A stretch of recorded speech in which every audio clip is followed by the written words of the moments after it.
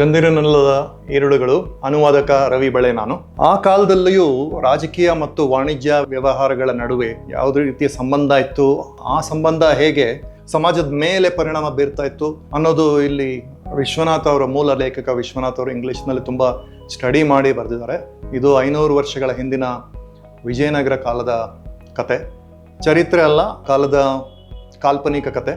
ಸಮಾಜ ಮಾತ್ರ ಅಲ್ಲದೇನೆ ಸಮಾಜಗಳನ್ನು ಒಳಗೊಂಡ ಕುಟುಂಬಗಳು, ಒಂದು ಕುಟುಂಬದ ಮೇಲೆ ಯಾವ ರೀತಿ ಪರಿಣಾಮ ಬಿತ್ತು, ಕುಟುಂಬ ಹೇಗೆ ನಶಿಸಿ ಹೋಯಿತು ಅನ್ನೋದನ್ನ ತುಂಬ ದಾರುಣವಾಗಿ ಚಿತ್ರಿಸಲಾಗಿದೆ. ಅದಲ್ಲದೆ ಅದ್ರ ಮಧ್ಯೆ ಮಧ್ಯೆ ತಿರುವು ಮುರುವುಗಳಿದೆ, ಥ್ರಿಲ್ಲರ್ ಇದೆ, ಅದು ಓದಿಸ್ಕೊಂಡು ಹೋಗುತ್ತೆ.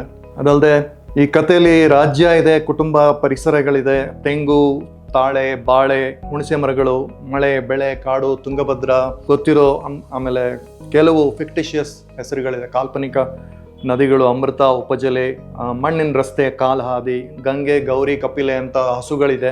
ಈ ವಾಣಿಜ್ಯ ನಡೆಸೋರು, ರಾಜತಾಂತ್ರಿಕೆ ಮಾಡೋರು, ಪಿತೂರಿಗಾರರು, ಇವ್ರ ನಡುವಿನ ಅಂಚೆ ವ್ಯವಸ್ಥೆ ಹೇಗಿತ್ತು ಅಂತ ತುಂಬ ಚೆನ್ನಾಗಿ ಚಿತ್ರಣ ಮಾಡಿದ್ದಾರೆ. ಆದರೆ ಈ ಕತೆ ಇವ್ರು ಯಾರ್ದು ಅಲ್ಲ.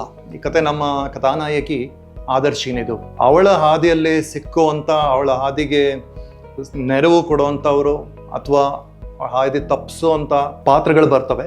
ಅವಳು ಹೇಗೆ ಒಬ್ಬ ವಿಧವೆ ಆಗಿ ಮೊದಲನೇ ಅಧ್ಯಾಯದಲ್ಲೇ, ಆಮೇಲೆ ಈ ದುರ್ಗಮ ಹಾದಿಯನ್ನು ಸವಿಸ್ಕೊಂಡು ಹೋಗ್ತಾ ಪುಟಿದು ತನ್ನದೇ ಒಂದು ಸಣ್ಣ ಸೈನ್ಯ ಕಟ್ಕೊಂಡು ತನ್ನ ಪರಿವಾರಕ್ಕೆ ಬಂದು ತನ್ನ ಸ್ಥಾನ ಮತ್ತೆ ಪಡ್ಕೊಳ್ತಾಳೆ, ಸ್ಥಾನಮಾನನ ಅನ್ನೋದು ಸಂಪೂರ್ಣ ಚಿತ್ರಕಥೆ.